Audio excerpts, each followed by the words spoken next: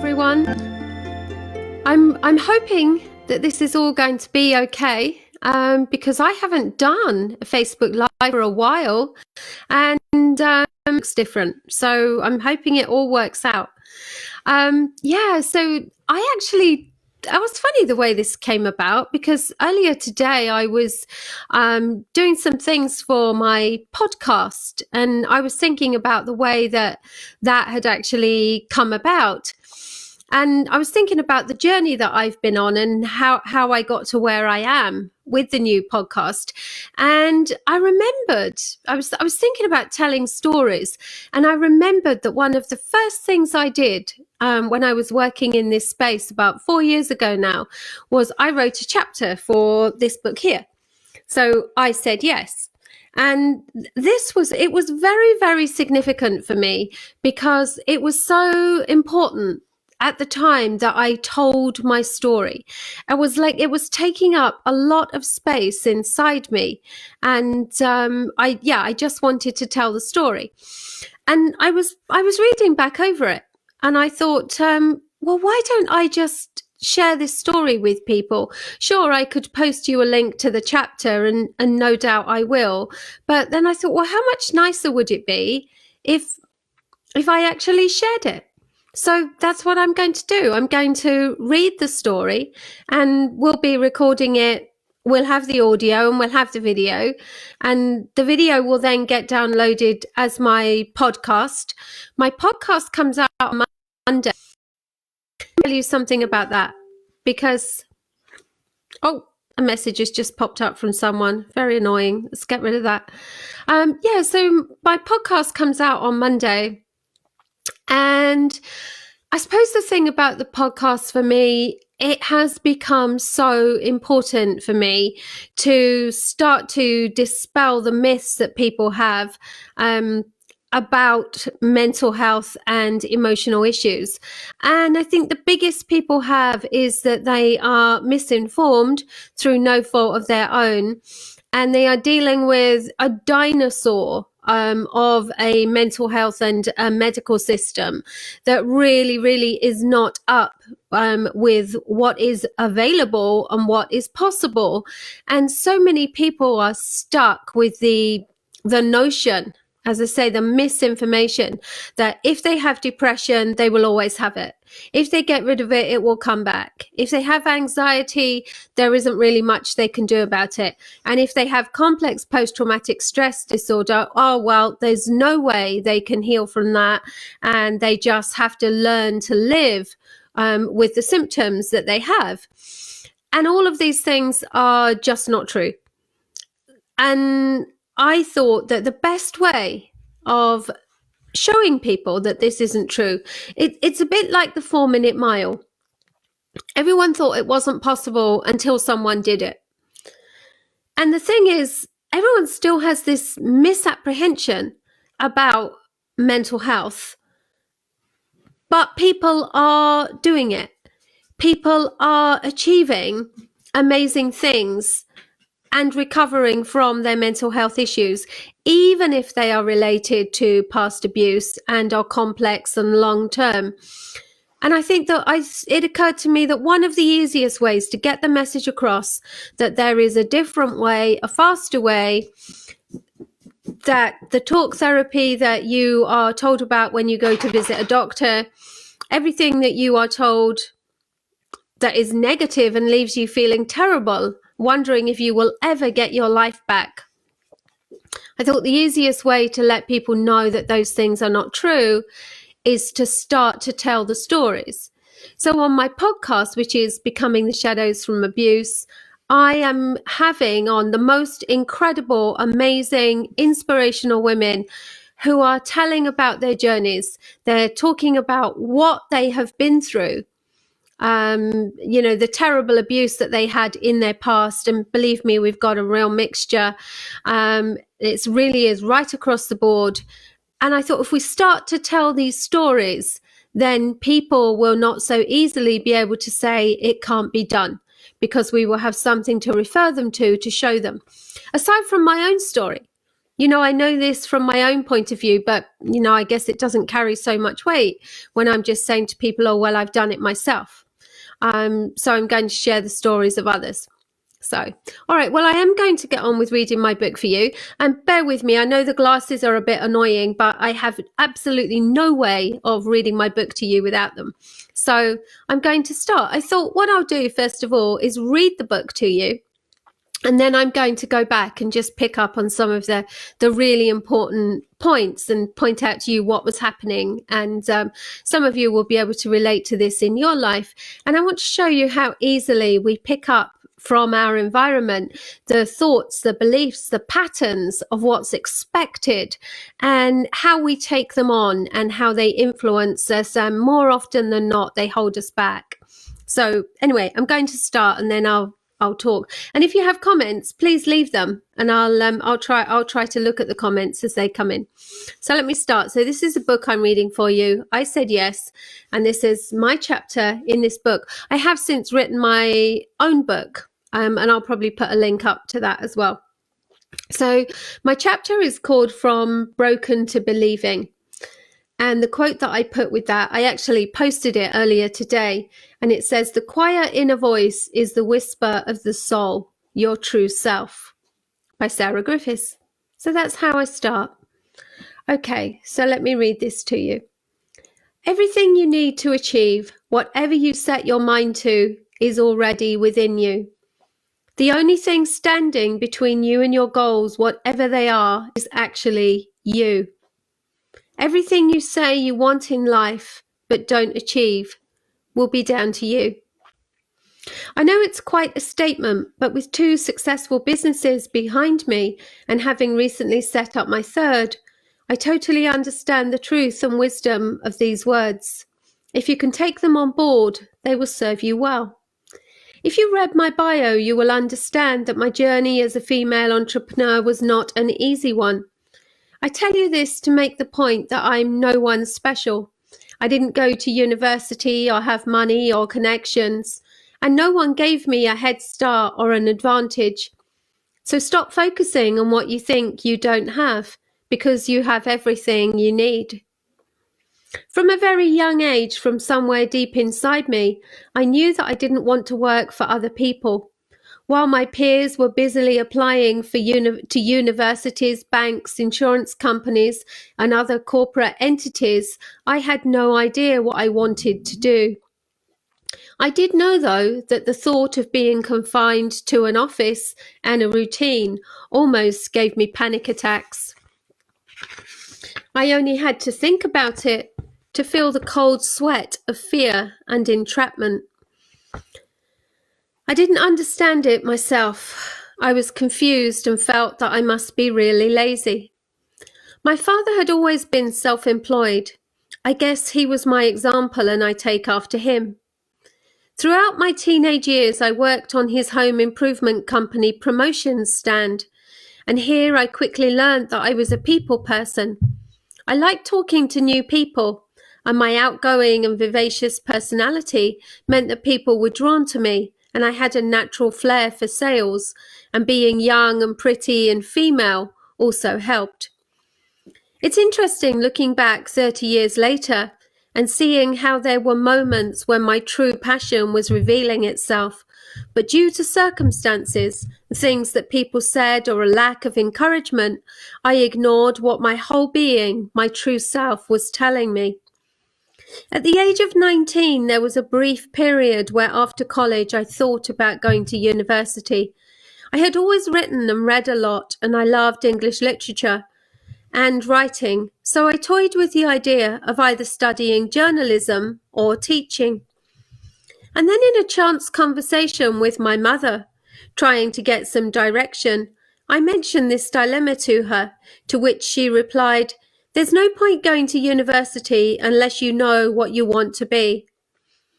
And I actually took this at face value, and I shelved all thoughts of university. How easily we are swayed by the words and opinions of others, and what a great impact that can have on our lives. Shortly afterwards, I moved to London, where I was fortunate enough to land a very good sales role within commercial interiors. This was an ideal role for me as it incorporated my enjoyment of people and selling with elements of design and creativity, as my clients were all architects and designers. And more importantly still, it gave me the sense of freedom that I needed. I had a big area to look after with several hundred clients, so I planned my time and my calls and was only in the office 1 day a week. And I enjoyed that 1 day in the office, being part of the team and giving my week some structure. I didn't notice it at the time, but I was very young and immature, and the job had the right balance of autonomy, which required self-discipline, but there was also a plan and an expectation which was good for me to follow. I actually did that job for 4 years, and on the whole, I really enjoyed it. And then came a turning point, a restlessness, and a sense that something very important was missing. I felt confined and as if there was nothing left for me to do, no growth to be had and not enough flexibility, no meaningful way to express myself. It was that whisper again, that tap on the shoulder, the inner self trying to get my attention and get me back on track. I found an advert for a writing course, and there we are, journalism again. I was excited and showed it to my dad, and I told him what I was thinking. And he immediately said, "Why would you do that when you have such a really good job? What would be the point?" Now, I expect this scenario sounds very familiar to some of you. And we have to remember that people who dissuade us from stepping out of the ordinary are not generally being mean. They just want to keep us safe, and they don't understand our desire for the exceptional. I guess his self-employed working life had been very hard, working hard but never really having or achieving much. So, of course, he discouraged me, pointing out all of the disadvantages as opposed to the benefits against my current life. At that time, I could see his point. I had an above average salary with a company car and all the perks. And I was living in West London with a fairly well-off boyfriend and with a lively social life. And on the surface, it must have looked as if I had it all. So why would I even consider throwing it away? What was wrong with me?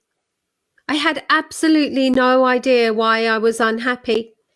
And I just felt that I must be really ungrateful and hard to please. And I guess others must have seen it that way too, probably including the boyfriend. Anyway, I put away all thoughts of writing, but by then I'd become very unsettled, and I felt like I needed a break from everyone and everything. What I really needed at this point was to take control of my own destiny and listen to that small inner voice and take action on what it was telling me. But then, just like now, there was such a high expectation to conform, settle down, and somehow be happy. And I had no sense then, like I do now, of how making decisions and taking control and not listening to others is my responsibility.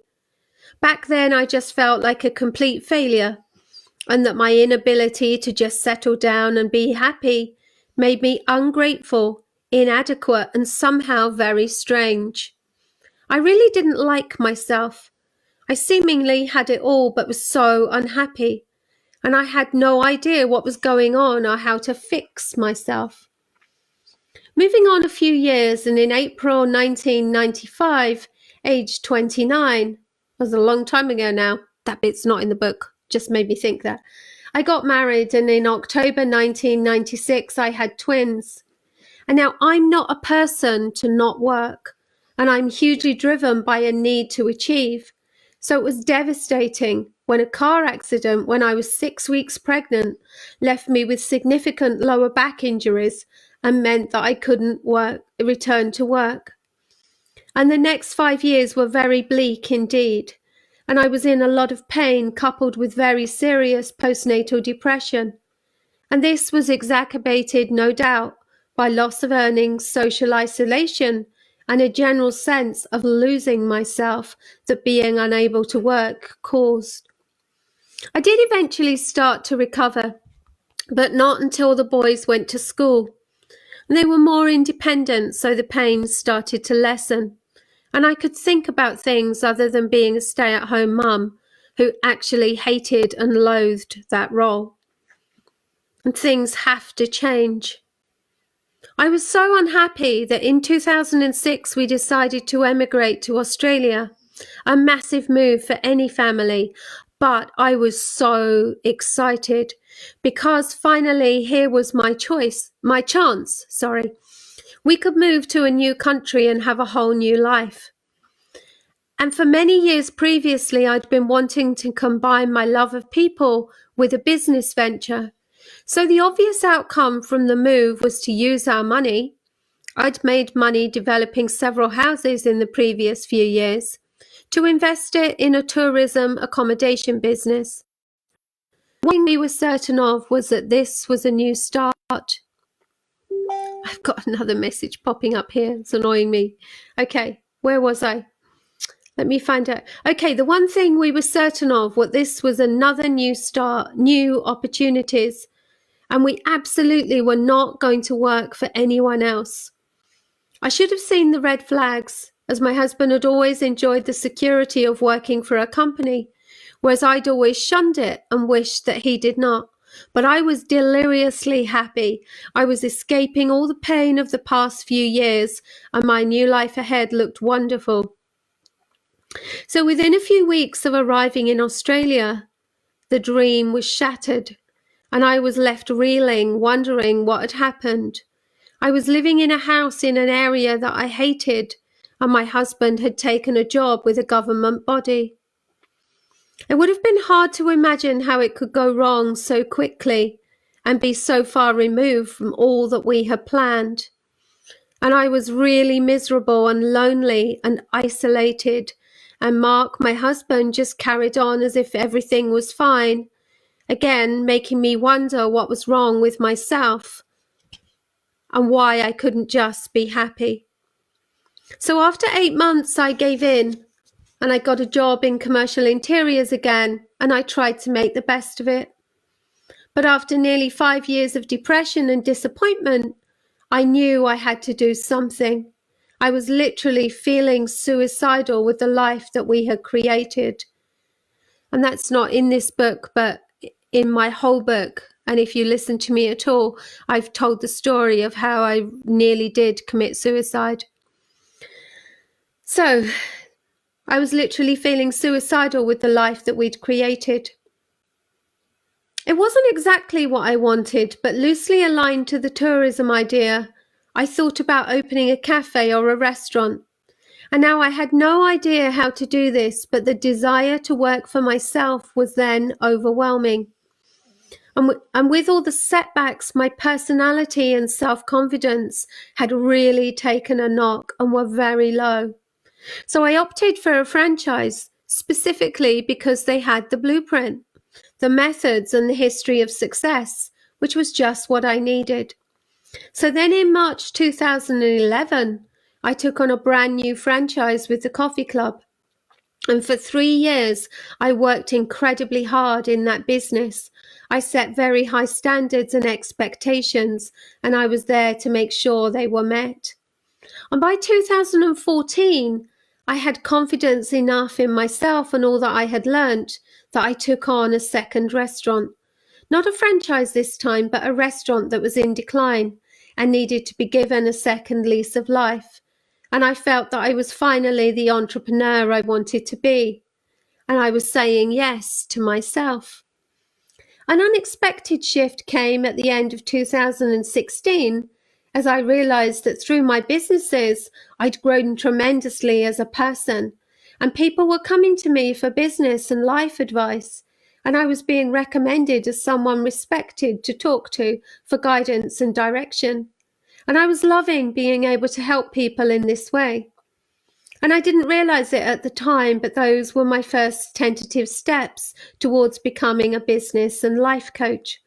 And I started on an intense personal development journey and stepped back from the restaurants so that I could study and invest in being mentored.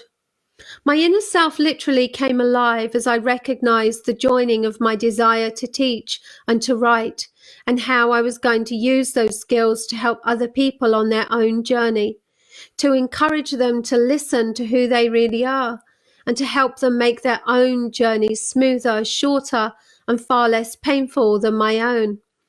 So listen to what's within you and make choices aligned with who you really are.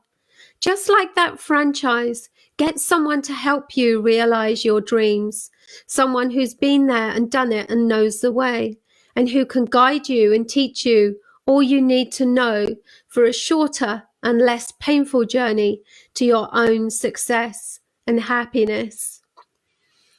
And it's really interesting for me as I look back and read that, because, it was a few years ago now, and I've come a long way since then, and my life has changed in so many ways again.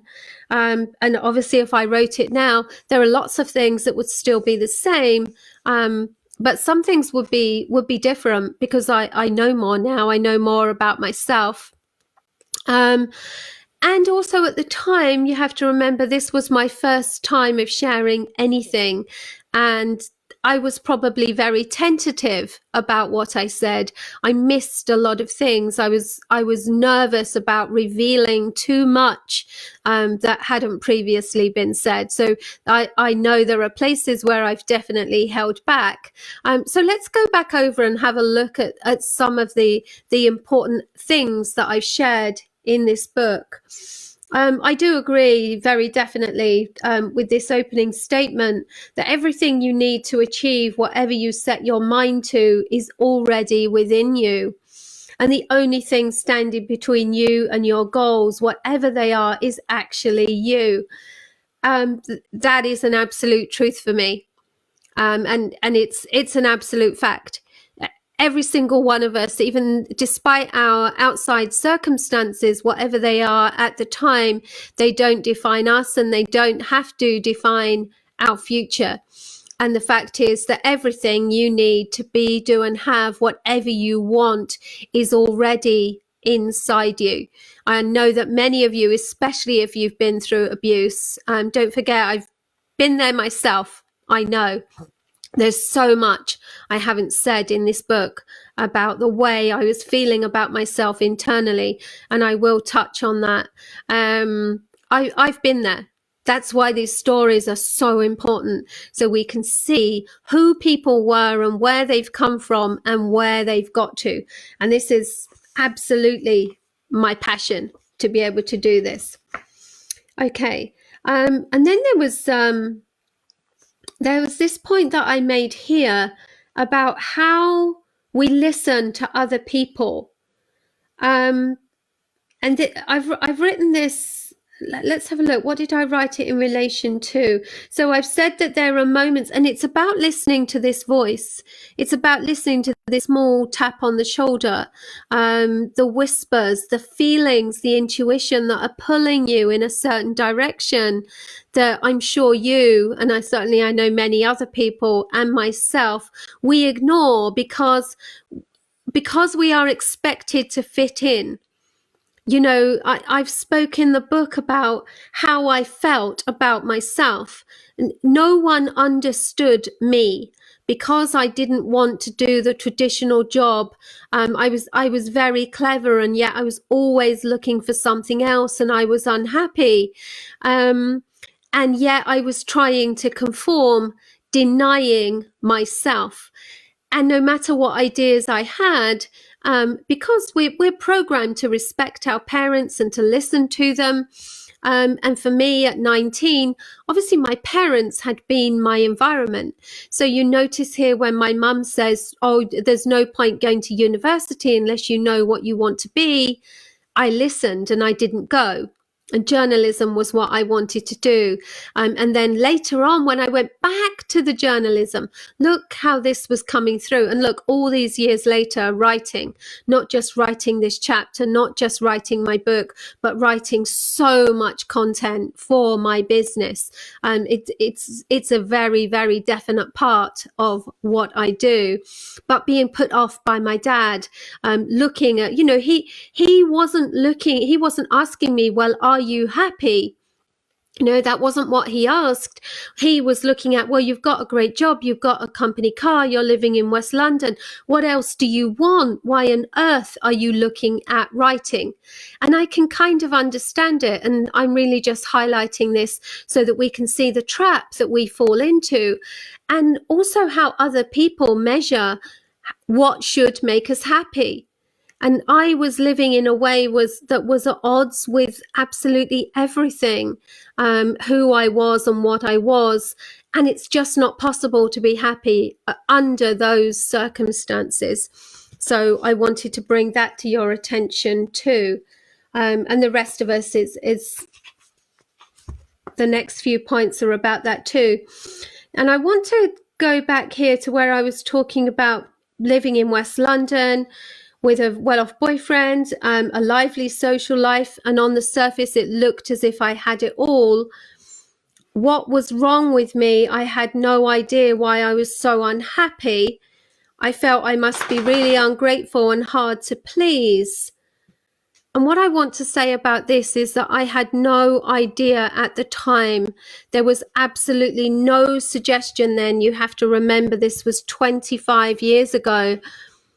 There was no suggestion, nothing to advise me that I had complex post-traumatic stress disorder. I doubt they were looking at it then. I had no way of knowing that I was severely damaged. My confidence, what I thought about myself, the way that I saw myself was extremely damaged from the bullying at school. But it was a different era then. And I was just that's why I was so unhappy. And underneath this, what looked great on the surface, I've spoken quite a lot about what was really going on for me, the social anxiety. And what I know now, of course, I didn't even really understand it fully when I wrote this book, and I certainly wasn't ready to explore it in that detail. I know that the unhappiness came from not being happy with myself, not loving myself, not knowing my value and worth, and just not having that respect and self-confidence that you need to be happy. Your external transformation is related, your external success is related to your internal transformation. That's what we know now. I had no idea then. And it's all these things that I wrote about, just feeling ungrateful, thinking I must be lazy, there must be something wrong with me, because not only was I not designed to do a 9-to-5 job, but I had complex post-traumatic stress as well. Absolutely. No doubt about it from what I had been through. And I've written here about I had no idea how to fix myself. So it's like I knew there was something wrong with me, seriously wrong with me. Just at the time, there was no way to express what it was. There was definitely no help for it. I remember when I had the car accident that I spoke about. That was in 1996. So I was 31, so again 24 years ago now, and I had trouble getting people to acknowledge that I had depression. I was trying to talk to doctors about the way I felt, and when you think about what we know about depression now, and the things that contribute towards it. So a major life change, having children, moving house, money pressures, health issues. Well, I had all of those, and I had doctors telling me there was no way I could have depression. It was very, very different then. Anyway, so where did I get to there? Oh yes, and I wanted to get to this bit where I had all this pain for the first 5 or 5 or 6 years of the boy's life. And then I said that the pain lessened when they went to school. And I always thought the pain lessened when they went to school because I had less physically to do. But what I understand now is that the pain lessened because I could be more of myself. I could do some of the things that were important to me. And I actually started to work on developing property. So I was using the parts of myself, expressing myself in ways that we now know will lead to physical pain healing up. I was just able to be myself. And that's where that lessening in the pain came from. And then I just want to talk about when we moved to Australia. That was a terrible time for me. That has to be, was it the low part of my life? There've been quite a few, or almost certainly. It was devastating. It was devastating because it took away a dream. It was based on promise. It involved a huge amount of betrayal. I was trapped. I was isolated. I was unwell before we went. It was the promise of so many things that just didn't materialize. And there's this really important thing here. Again, I wasn't ready to explore it in the book, even though I had just started to think about it. And it's very interesting here that I've said in this book, even though I was miserable and lonely, Mark just carried on as if everything was fine, again, making me wonder what was wrong with myself. Well, what was wrong with myself was that I had complex post-traumatic stress disorder, and that all the negativity that I was feeling about myself was simply being reinforced by the way my husband was behaving. And you know, recently that Mark and I have made these, well, Mark made this, we made it together, but Mark wanted to make a video about his narcissistic behavior, how he's trying to change it. He's recognized it, but the impact was devastating, was and is devastating. And just this point, I was really, I was surprised when I went back and read this book that I've read here, that he just carried on as if everything was fine, which of course is just typical of narcissistic type behavior, this inability to have any empathy for what someone else might be going through. And to me, that's because I read between the lines, I suppose. It's very prevalent in the book. And how I blamed myself. I thought it must be my fault. So the fact that this dream was shattered, all the promises were broken, and there was so much there that came from him. And yet I was blaming myself, wondering what was wrong with me. And as we know, that's typical response to narcissistic behavior, that I hate to say victims. We need to use that word though, I guess. The person being abused blames themselves. And I was definitely in that category for a very long time until I worked out what was happening. And then obviously in the book, again, I wasn't ready to explore that whole suicide episode of mine. I do it much more fully in my own book, but I've touched on it here. And then really just getting to the end, my journey where I came alive. I started to listen to what was really important to me. And do you notice how it found me? So if you go back to when I was younger and I had this passion for people, and for the whole journalism and caring for people, I haven't actually touched on in this book at all. It was limited, only 4,000 words. But when the boys were about 2, I did actually take a counseling course. I think I touch on that in my book. That's in my book too. So you can see these recurring themes. And then 4 years ago, when all of this starts to come together and I start to do the coaching, the writing, the caring for people, the entrepreneurial, it all comes together. And what I've written here is my inner self literally came alive. And this is what I recognized. listening to my voice, listening to the inner voice, listening to those tugs, those pulls, and finally saying, okay, I don't actually care what anyone else thinks. It doesn't matter. I'm just going to be who I'm meant to be. And that is where our happiness comes from. That's where we start to realize who we really are. So let me just read that bit to you again. My inner self literally came alive as I recognized the joining of my desire to teach and write, and how I was going to use those skills to help other people on their own journey, to encourage them to listen to who they really are and to help make their journey smoother, shorter, and far less painful than my own.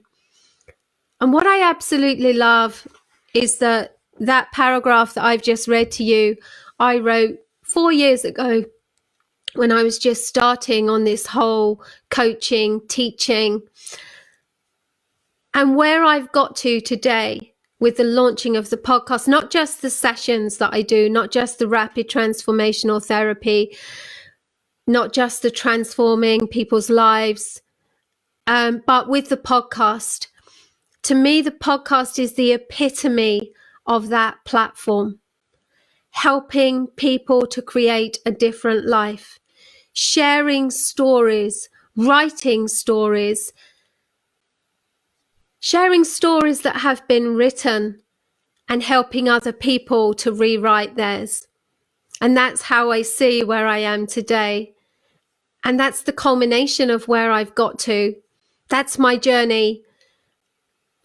I don't recognize myself as the person 10 years ago who nearly committed suicide. And I am the absolute epitome of being able to overcome all of the symptoms of complex post-traumatic stress disorder, all the anxiety, the fear, the depression, the physical pain, everything that goes with it has disappeared since I've really been embracing this journey of who I'm meant to be. And the important thing is the journey doesn't finish. You know, you would have thought I was already doing enough, and then suddenly the idea of the podcast came up. I was already fully booked with my one-on-one clients towards the end of last year.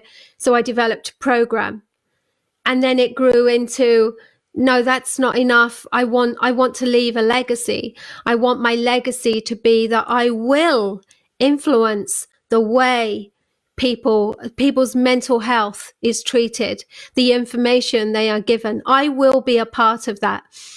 And do you see how we're constantly growing? And once you start this journey, you can't stop. And it's amazing. It's fantastic. It doesn't stop. And each day and each layer is more brilliant than the last. But you do have to start. You have to make a decision and you have to start.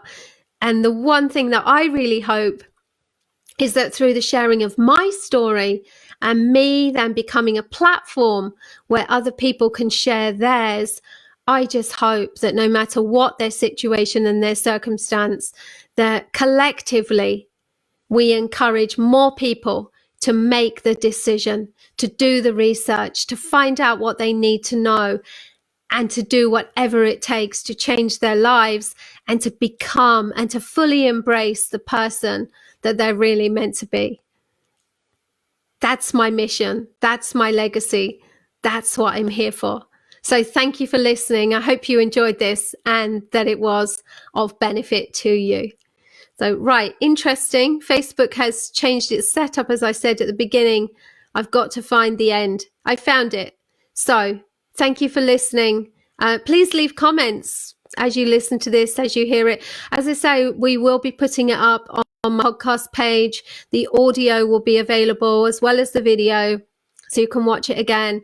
And please message me with any comments you have and anything you would like me to share more information about. I'm literally an open book. There's not much about me. I don't think there's anything about me now that I haven't and don't speak about. And if it helps other people, then why not? Okay, thanks for being here.